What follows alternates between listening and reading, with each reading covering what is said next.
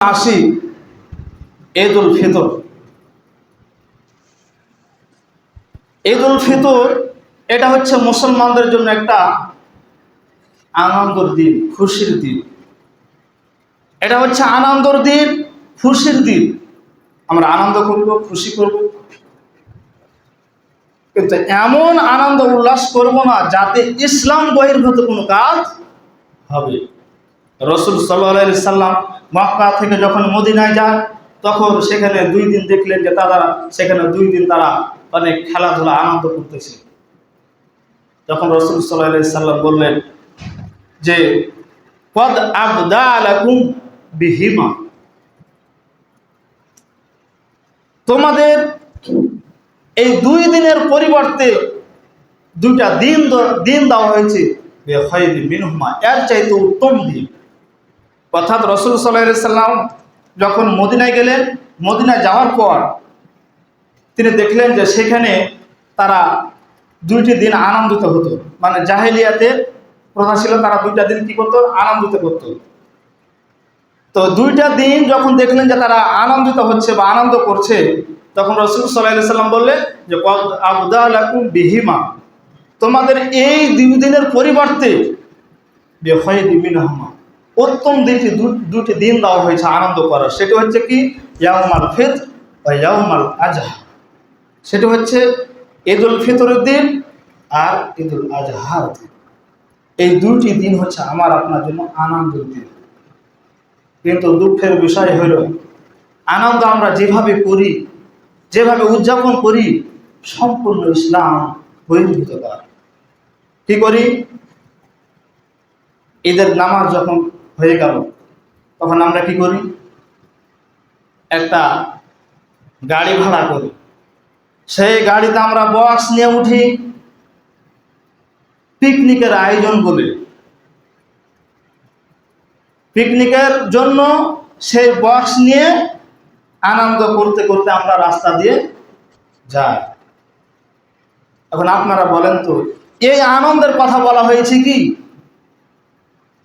যে ঈদের দিন নামাজ পড়ে এসে একটা গাড়ি ভাড়া করে বক্স নিয়ে গান বাজনা করতে করতে, নাচতে গাইতে গাইতে আপনাকে রাস্তা দিয়ে আপনাকে পিকনিক করতে যেতে হবে, এই আনন্দের কথা বলা হয়েছে? এই আনন্দের কথা তো বলা হয়নি।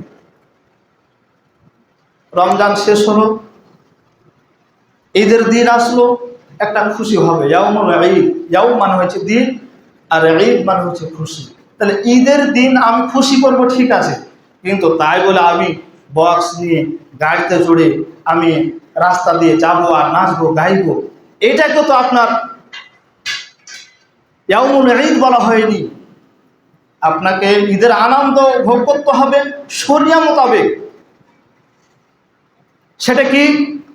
আমার পাড়া প্রতিবেশী সেখানে আছে, আমি যা খেয়েছি তাকে খাওয়াবো, তাদের সাথে আনন্দ করব, তাদের সাথে কথাবার্তা বলবো, হাসি মজাক করব, আনন্দ করব, এইভাবে আপনাকে দিন উদযাপন করতে হবে।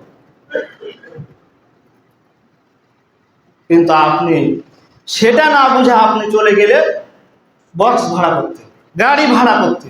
এ হচ্ছে আমরা মুসলমান। তো রাসূল সাল্লাল্লাহু আলাইহি সাল্লামের ভাষা অনুযায়ী এটা ঈদের আনন্দ নয় যে কদ আবদালাকুম বিহিমা বিখাইরি মিনহুমা, যে তোমাদের এই 2টি আনন্দের পরিবর্তে 2টি উত্তম দিন দেওয়া হয়েছে। সেই দিন দুটি হচ্ছে ইয়াউমুল ফিতর বা ইয়াউমুল আজহা, যে ঈদুল ফিতর এবং ঈদুল আজহা। এই 2টি দিন দেওয়া হয়েছে, এই 2টি দিনের পরিবর্তে, যে তোমরা আনন্দ করবে। কিন্তু এইভাবে আনন্দ করার জন্য আপনাকে দিন দেওয়া হয়। এজন্য আমরা, কারণ তারপরে দেখা যায় হয়তো আমাদের সামনে ঈদ আসছে, এই ঈদকে সামনে রেখে দেখা যায় অনেক কেনাকাটা, অনেক ব্যস্ত। বিশেষ করে দেখবেন আমরা তো পুরুষ মানুষ, যা হয়তো কেনাকাটা করি, বিশেষ করে মহিলাদের ব্যাপারে দেখবেন, মহিলারা মানে রমজানের শুরু থেকেই তাদের ঈদের আনন্দ লেগেই থাকে। রমজানের শুরু থেকে তাদের ঈদের আনন্দ লেগেই থাকে। মানে ঈদ পড়ে আছে 1 মাস পরে, আর রমজান শুরু থেকে তাদের ঈদের আনন্দ শুরু হয়ে যায়। মানে গাছে কাঁঠাল আর গোপে তেল নাকি একটা কথা বলে, এরকম হয়ে গেছে ব্যাপার। ঈদ পড়ে আছে, রোজার খবর নেই, তারাবির খবর নেই, নামাজের কোনো খবর নেই, ঈদের কোনো খবর নেই, কিন্তু ঈদের শপিং করতে হবে 1 মাস আগে থেকেই ব্যস্ত। এ হচ্ছে আমরা মুসলমান। ঈদ আনন্দ করতে হবে ঠিক আছে, কিন্তু আপনাকে রাস্তাঘাট বাজারঘাট যা আছে সব কিছু আপনাকে মাপিয়ে ঈদ করতে হবে। এইভাবে তো ঈদ পালন করার কথা বলা হয়নি, এইভাবে তো ঈদ পালন করার কথা বলা হয়নি। দেখবেন ঈদের 5 দিন 10 দিন 15 দিন আগে থেকে রাস্তাঘাটে জাম লেগে থাকে, বিশেষ করে যেগুলো হয়তো মার্কেট, সেগুলো তো যাওয়াই যায় না। আনন্দ করতে হবে ঠিক আছে, কিন্তু আপনি মহিলা দিয়ে আপনি মার্কেট ভর্তি হয়ে থাকবে। বিশেষ করে ঈদের 2-4 দিন আগে যদি আপনি মার্কেটে যান তা আপনার বসার জায়গাই হয় না পুরুষদের, শুধু মহিলা আর মহিলা। এইভাবে তো ঈদ যাপন করার কথা বলা হয়নি। মানে আমাদের ব্যাপারটা হয়েছে কেমন, ওই যে বক্তার মুখে ওয়াজ শুনেছে কি, যে পাগড়ি পরিধান করে যদি সালাত আদায় করা যায়, তাহলে বিনা পাগড়িতে যে সালাত আদায় করবে আর পাগড়ি পরিধান করে যে সালাত আদায় করবে, এই পাগড়ি পরিধান করে সালাত আদায় করলে তার 70 গুণ বেশি সওয়াব। বক্তার মুখে ওয়াজ শুনেছে, মূর্খ মানুষ কিছু বুঝে না। বক্তা তো বলেছে কি, যে পাগড়ি পরিধান করে সালাত আদায় করলে ও কি করছে, পাগড়িবিহীন সালাতের চাইতে 70 গুণ বেশি সওয়াব। বেচারা এখন কি করবে, ফজিলতের কথা ওয়াজ শুনেছে, ফজিলতের ওয়াজ শুনেছে যে পাগড়ি পরিধান করে ওয়াজ করলে কি করছে, নামাজ আদায় করলে 70 গুণ বেশি সওয়াব। এখন মাঠে গেছে, আজানের রক্ত হয়ে গেছে, নামাজের রক্ত হয়ে গেছে, এখন ওয়াজ তো শুনেছে কি, যে পাগড়ি পরিধান করে সালাত আদায় করলে 70 গুণ বেশি সওয়াব। এখন দেখা যায় যে তার কাছে কিছু নয়, তখন না কি করলো, পরনের লুঙ্গি খানটাকে খুলে পাগড়ি পরিধান করে দিল। এখন ফরজ উদাম করে পাগড়ি পরিধান। এখন আপনারা বলেন তো, তাহলে কি সেটা তার ফজিলতের মর্যাদা দেওয়া হলো? এখন আপনি ফরজ উদাম করে দিলেন, ওই যে 70 গুণ বেশি সওয়াব শুনেছেন, এই জন্য আপনি ফরজ উদাম করে দিয়ে পাগড়ি পরিধান করলেন। তেমনই ব্যাপারটা হয়ে গেছে আমাদের অবস্থা সেরকমই। ঈদের আনন্দ করতে হবে ঠিক আছে, কিন্তু আপনি আপনার স্ত্রীকে দিয়ে, আপনার মেয়েকে দিয়ে, আপনার পাড়া প্রতিবেশীকে দিয়ে আপনি ঈদের বাজার করিয়ে আপনি এই কোন আনন্দ, এটা তো আনন্দের মধ্যে পড়েন। ঠিক আছে, ঈদের বাজার করতে হবে, আপনি করবেন, নতুন পোশাক কিনবেন, করেন, সমস্যা নেই। কিন্তু আপনার স্বামী রয়েছে, আপনার ছেলে রয়েছে, আপনার ভাই রয়েছে, আপনার বাপ রয়েছে, আপনি এদেরকে দেখে না। অথবা আপনি আপনার স্বামীকে নিয়ে যান, আমি নিয়ে যাওয়ার ব্যাপারে বলবো না, যেহেতু মহিলারা ঘরে থাকলে তাদের বেশি উত্তম, তাদের ঘরে থাকাই বেশি উত্তম। আর মহিলাদের ব্যাপারে একটা সন্তুষ্ট থাকার দরকার রয়েছে, যেহেতু স্বামী একটা জিনিস কিনে দিলে তারপর সন্তুষ্ট থাকা হচ্ছে বেশি ভালো। তাহলে স্বামী কিনে দিবে, আপনি আপনার মেয়েকে আপনি কিনে দিবে, কিন্তু তা না করে আপনি বাড়িতে বসে আছেন আর আপনার মেয়েকে আপনি টাকা দিয়ে, আপনার স্ত্রীকে আপনি টাকা দিয়ে ওই মার্কেটে পাঠিয়ে দিচ্ছেন ভোর ভোর করে।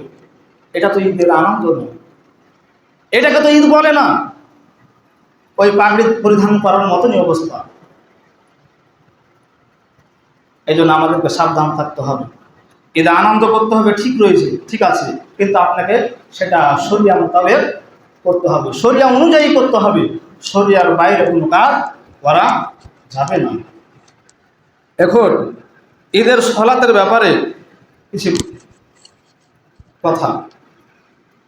আমরা হয়তো ঈদের দিন যখন সালাত আদায় করতে যাই, হয়তো অনেক মুসল্লায় দেখা যায় যে নামাজের ব্যাপারে একটু ডাকাডাকি করে, যে হয়তো আর 10 মিনিট সময় রয়েছে, আর 15 মিনিট সময় রয়েছে, আর 5 মিনিট সময় রয়েছে, আর 2 মিনিট সময় রয়েছে, রাস্তাতে যারা আছেন তারা তাড়াতাড়ি চলে আসেন, এইভাবে ডাকা হাঁকা হওয়া।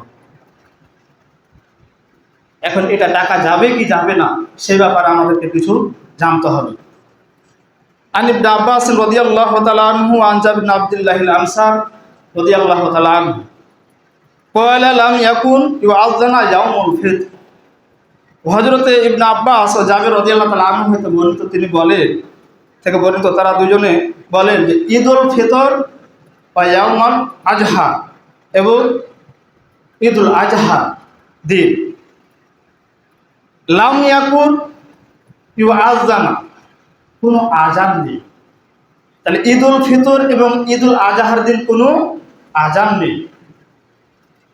সুম্মা সাআলতুহু বা'দা হিন আন যালিকা, অতঃপর আমি জিজ্ঞাসা করলাম বা'দা হিনা, এরপরে আন যালিকা, এই ব্যাপারে যে ঈদুল ফিতরের দিন যে আজান দেওয়া যাবে বা ডাকা যাবে কি যাবে না, এই ব্যাপারে আমি ফের আবার জিজ্ঞাসা করলাম। তো তিনি বললেন ক্বালা ফাআখবিরনি, অতঃপর আমি জিজ্ঞাসা করলাম। ক্বালা, তিনি বলেন আখবিরনি আন জাবির ইবনে আব্দুল্লাহ, জাবির ইবনে আব্দুল্লাহ, তখন তিনি আমাকে বললেন যে জাবির ইবনে আব্দুল্লাহ আনসারী আমাকে জানিয়েছেন যে ঈদুল ফিতর এবং ঈদুল আজহার দিন আজান নেই, একামত নেই। এটা আমরা জানি যে ঈদুল ফিতর এবং ঈদুল আজহার দিন কোনো আজান নেই, কোনো একামত নেই। আল্লাহ আযানা লিস-সালাতি ইয়াউমুল ফিতর, ঈদুল ফিতরের সালাতের জন্য আজান নেই।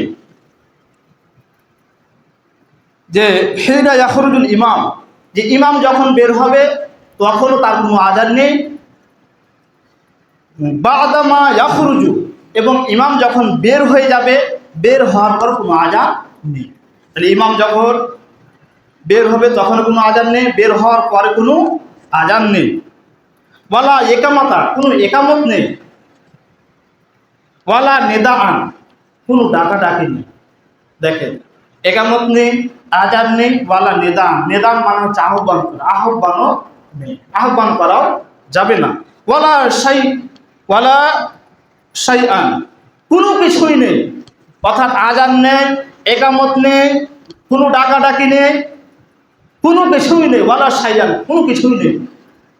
লা নিদান, কোনো ডাকাডাকি করা যাবে না। ইয়াউমা ইযিন, সেই দিন, অর্থাৎ ঈদের নামাজের জন্য সেই দিন কোনো ডাকাডাকি করা যাবে না। ওয়ালা একামাতা, কোনো একামত দেওয়া যাবে না। এটা আমাদের দেশে প্রচালিত রয়েছে। ঈদের দিন দেখবেন ওই যে মাইকে ইমাম সাহেব যে 5 মিনিট সময় রয়েছে, 10 মিনিট সময় রয়েছে, এই বলে ডাকাডাকি করা যায়। কিন্তু হাদিস থেকে যেটা আমরা প্রমাণ পেলাম যে ওয়ালা নিদান ওয়ালা শাইআন ওয়ালা লা নিদান ইয়াউমা ইযিন ওয়ালা একামাতা, যে সেদিন কোনো ডাকাডাকি করা যাবে না, কোনো কিছু করা যাবে না, সেদিনে কোনো ডাক নেই, কোনো একামত নেই। এজন্য আমরা এই অভ্যাসগুলোকে অবশ্যই আমরা পরিবর্তন করব। এরপর রাসূল সাল্লাল্লাহু আলাইহি সাল্লাম ঈদের ব্যাপারে আমরা হয়তো অনেকে প্রশ্ন করি যে মহিলারা ঈদগাহে যেতে পারবে কি পারবে না। এই ব্যাপারে আমরা সকলেই জানি যে রাসূল সাল্লাল্লাহু আলাইহি সাল্লাম মহিলাদের ঈদগাহে যাওয়ার ব্যাপারে গুরুত্ব দিয়েছি। আমরা একটা জিনিস কি করি, হয়তো ওয়াজ মাহফিলের জন্য দেখা যায় যে মহিলাদের কি করেছে, বসার ব্যবস্থা করে, কিন্তু বছরে 2টা ঈদ, সেখানে আমরা তাদের ব্যবস্থার ব্যাপারে কোনো মনোযোগ দিই না, কোনো ব্যবস্থা নিই না।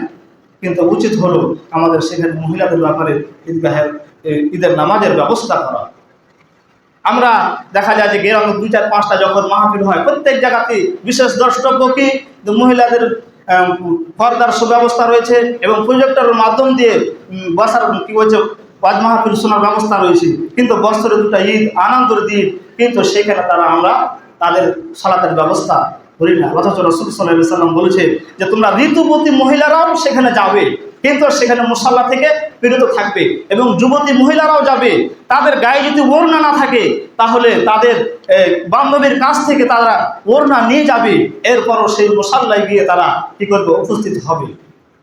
আর ঋতুবতী মহিলারা নামাজের স্থানে উপস্থিত থাকবে না, বাইরে থাকবে, কিন্তু দোয়াতে সামিল থাকবে। তাহলে মহিলাদের যাওয়ার ব্যাপারে আদেশ করা হয়েছে, এবং রাসূল সাল্লাল্লাহু আলাইহি সাল্লাম সেখানে গিয়ে আদেশ করেছেন। সেখানে তিনি বলেছেন যে ফাওয়াইজুহুন্না ওয়া যাক্কারুহুন্না ওয়ালা আমরুহুন্না বিসদাকা, মহিলাদেরকে তিনি আদেশ করেছেন, সদকার আদেশ করেছেন যে তোমরা সদকা করো, দান করো।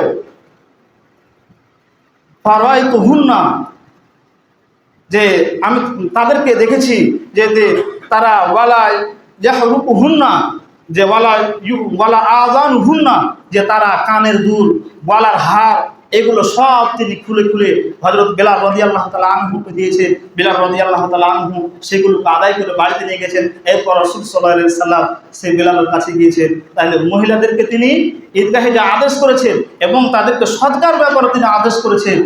আর তারা কি করেছে, যে কানের দুল আর গলার হার সব কিছু তারা কি করেছে, দান করেছে।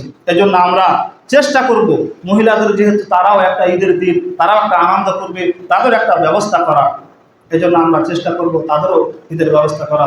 আল্লাহ রাব্বুল আলামিন যাহা কিছু শুনলাম, যাহা কিছু বুঝলাম, পালন করার তৌফিক দান করে আমরা বলি আল্লাহুম্মা আমিন।